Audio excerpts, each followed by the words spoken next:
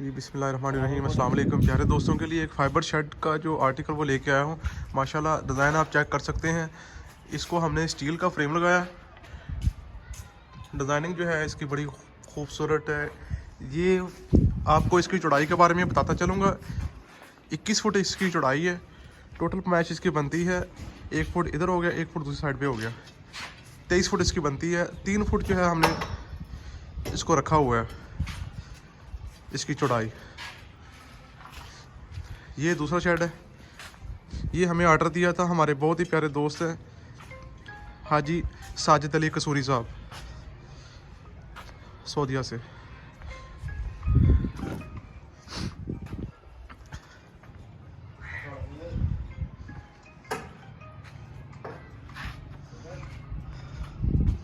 माशाल्लाह बहुत ही out class, बहुत ही खूबसूरत है।